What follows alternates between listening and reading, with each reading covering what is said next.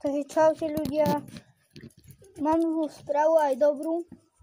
Prvá zlá je, že môj starý kanál sa mi zrušil a natáčam na nový kanál. A tento pes, ten tu zlatý, ma otravuje. Takže budem natáčať od znova GTAčko. Neviem, čo mi napíšete do komentárov, hoci aké nápady. To budem natáčať hoci aj na motorke. Hoci GTAčko na motorke a ešte čo ma napadne aj čo vás napadne. Takže píšte do komentárov, čo mám natočiť. A